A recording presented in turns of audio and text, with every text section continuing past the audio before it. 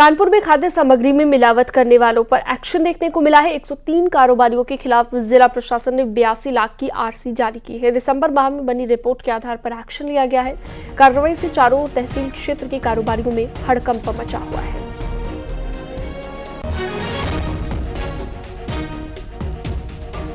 तो ये बड़ी जानकारी आपको दे रहे हैं। 103 कारोबारियों के खिलाफ ये एक्शन लिया गया है। जिला प्रशासन ने आरसी भी जारी कर दी है। 82 लाख की आरसी जारी की गई है और 103 कारोबारी ऐसे हैं जिनके खिलाफ ये एक्शन लिया गया है। अमित गंजू खबर पर ज्यादा जानकारी के लिए हमारे साथ जुड़ गए हैं हमारे सहयोगी कानपुर से। अमित, बताइए जरा कहां पर एक्शन हुआ है? खाद्य सामग्री में मिलावटखोरी का भी आरोप है और क्या कुछ कार्रवाई अब तक हुई है?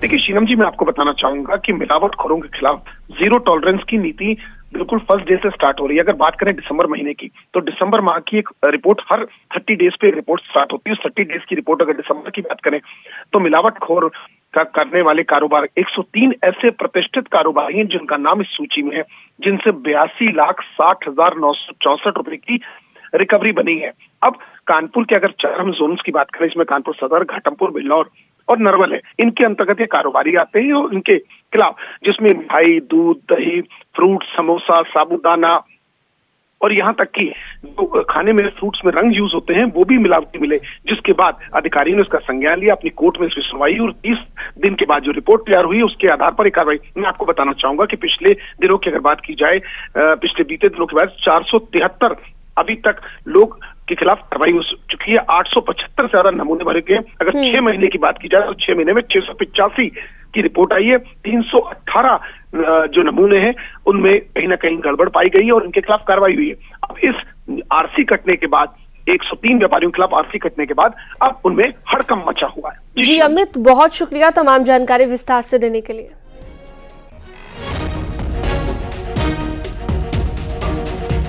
प्रतापगढ़ में डिलीवरी के दौरान प्रसूता की मौत हो गई। मामला नगर कोतवाली के अनम हॉस्पिटल का है। डिलीवरी के बाद ब्लड चढ़ाने से प्रसूता की तबीयत बिगड़ने का परिजनों ने आरोप लगाया है। परिजन लापरवाही बरतने वाली डॉक्टर और अस्पताल प्रशासन के खिलाफ कार्रवाई की मांग कर रहे हैं। कंधई थाना क्षेत्र के आसलपुर गांव की रहने वाली खुशबू को प्रसव के लिए परिजनों ने प्राइवेट हॉस्पिटल में भर्ती कराया था। डिलीवरी के बाद उसका बच्चा हुआ जो कि स्वस्थ है। वहीं प्रसव के बाद डॉक्टर ने प्रसूता को खून की कमी बताते हुए ब्लड चढ़ाने की बात कही। ब्लड चढ़ते ही प्रसूता की तबीयत बिगड़ गई और उसकी मौत हो गई। घटना के बाद से प्राइवेट अस्पताल संचालक फरार है। बोले कि हाँ ऑपरेशन से ठीक हो जाएगा, फिर ऑपरेशन हुआ, बच्चा भी ठीक हुआ, माँ भी ठीक हुई। फिर उसके बाद ब्लड चढ़ाए मांग के 12,000 रुपए के। फिर उसके बाद जो है एकदम बेहोश होने लगी, तो वे जांच करने लगे, धड़कन चल रही है, बीपी भी सही है। जब सब देख लें, जब 2 बजे तो आए इनका हमको लागे, जब जीवन आए तो निकाल के जल्दी से बोरी में भर के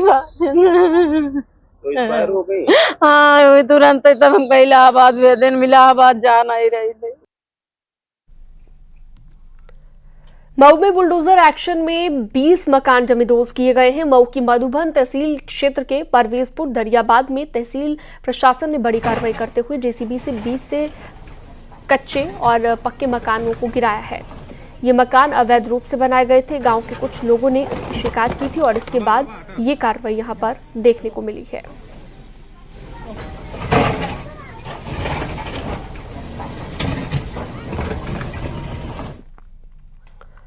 योगी आदित्यनाथ के बुलडोजर की धमक अब 2024 के रण में भी सुनाई देने लगी है। अपराधियों, माफियाओं के अवैध निर्माण को बाबा का बुलडोजर जमींदोज कर रहा है, चाहे वो माफिया मुख्तार का खास हो या कांस्टेबल का कातिल।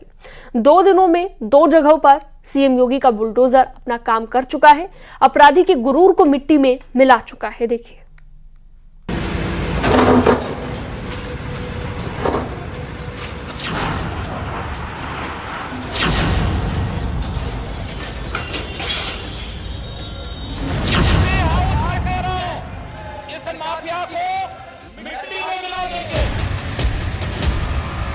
जो गर्मी दिखा रहे थे उस समय, गर्मी सबकी शांत हो गई होगी।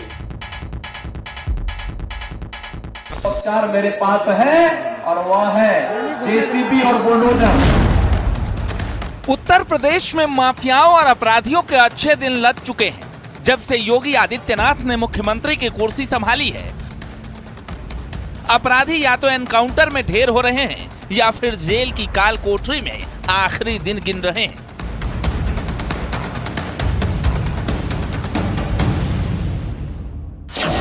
माफिया कोई भी हो, सरकार की 0 की नीति है और उन माफियाओं के खिलाफ मिट्टी में मिलाने का काम उनको हमारी सरकार करेगी, पूरी मजबूती के साथ उनसे निपटने का कार्य करेगी। योगी आदित्यनाथ का यही वो फॉर्मूला है जिसका डर अपराधियों में है। योगी का यही वो स्टाइल है जिससे अच्छों की पैंट गीली हो जाती है, और यही वो अंदाज है जो एक बार फिर 2024 में हिट होने वाला है।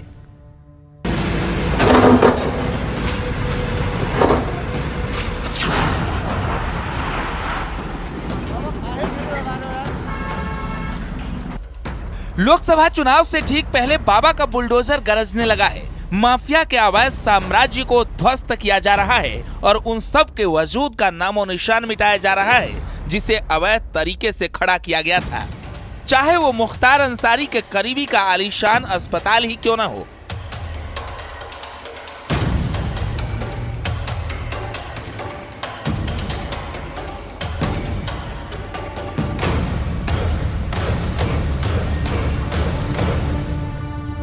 लखनऊ में बांदा जेल में बंद पूर्वांचल के माफिया मुख्तार अंसारी के करीबी बिल्डर सिराज अहमद की पर बड़ा एक्शन हो रहा है। हम इस वक्त लखनऊ में एफआई अस्पताल पर मौजूद हैं, जहां पर एलडीए द्वारा इस अस्पताल को ध्वस्त करने की कार्रवाई की जा रही है। सुबह से ही इस अस्पताल को ध्वस्त करने के लिए यहां पर जो मशीन्स हैं उनकी तैनाती कर दी गई थी। एलडीए और प्रशासन की टीम यहां पर तैनात थी। लगातार लोगों को इस बिल्डिंग के आसपास से हटाया जा रहा था और अब इस बिल्डिंग का आगे का हिस्सा पूरी तरह से ध्वस्त कर दिया गया है। इस बिल्डिंग में हॉस्पिटल रन होता था और साथ ही यहाँ पर नर्सिंग का इंस्टीट्यूट भी था। यहाँ पर 24 दिसंबर को इस बिल्डिंग को सील कर दिया गया था और आप देख रहे हैं कि कई सारी मशीन्स के जरिए इस पूरी बिल्डिंग को ध्वस्त करने की कार्रवाई की जा रही है। आगे के हिस्से में इस बिल्डिंग के कुछ दुकानें भी बनी हैं, उनको भी यहाँ पर 24 दिसंबर को ही सील कर दिया गया था। और जिस एक्शन ने योगी आदित्यनाथ को बुलडोजर बाबा बना दिया, अब उसी एक्शन की धमक 2024 में सुनाई देने लगी है, क्योंकि एक बार फिर योगी का बुलडोजर शहर शहर माफियाओं के अवैध साम्राज्य को मिट्टी में मिला रहा है। उत्तर प्रदेश के बांदा जेल में बंद माफिया मुख्तार अंसारी के करीबी पर फिर से शिकंजा कसने लगा है। लखनऊ में मुख्तार के करीबी पर एक्शन हुआ है। बिल्डर सिराज का एफआई अस्पताल ध्वस्त कर दिया गया है। अवैध तरीके से अस्पताल का निर्माण हुआ था, बिना नक्शा पास कराए ये अवैध निर्माण किया गया था। चाहे मुख्तार हो या अतीक, अब बुलडोजर की रफ्तार फिर पीक पर है और उन अपराधियों के घर पर भी बुलडोजर एक्शन हो रहा है जिसने पुलिस पर हमला किया था। यह तस्वीर कन्नौज की है, जहां अपराधी ने कांस्टेबल की हत्या कर दी थी। अब उसी हिस्ट्री शीटर अशोक यादव के किलेनुमा घर को बुलडोजर चलाकर गिरा दिया गया।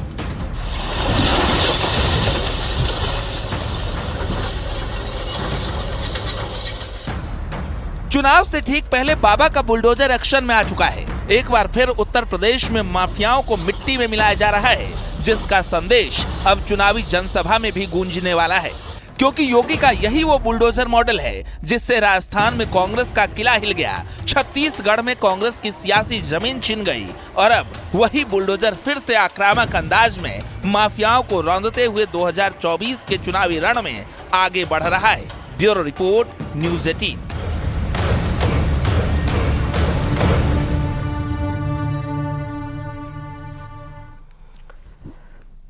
और अगली खबर देवरिया से। उत्तर प्रदेश के सीएम योगी आदित्यनाथ को जान से मारने की धमकी देने वाले युवक अजीत यादव को रुद्रपुर पुलिस ने मुंबई से गिरफ्तार कर लिया है। आरोपी ने ट्विटर के माध्यम से यूपी के सीएम को जान से मारने की धमकी दी थी।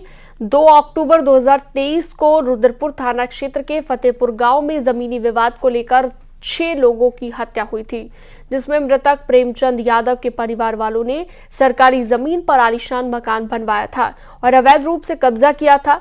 डीएम कोर्ट ने मृतक प्रेमचंद यादव के परिवार वालों को सरकारी भूमि से अवैध कब्जा हटाने को लेकर बेदखली का आदेश दिया है। इसी बात को लेकर भदोही जिले का रहने वाला अजीत यादव नाराज था और ट्विटर के माध्यम से यूपी के सीएम को जान से मारने की धमकी दी थी। मामले को लेकर रुद्रपुर थाना क्षेत्र में केस दर्ज किया गया था।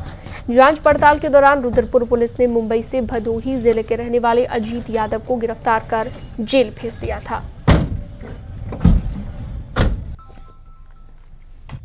एक सोशल मीडिया पोस्ट के माध्यम से माननीय मुख्यमंत्री जी को जान से मारने की धमकी दिए जाने का ये प्रकरण सामने आया था, जिसमें सुसंगत धाराओं में थाना रुद्रपुर पर पहले ही अभियोग पंजीकृत कर लिया गया था।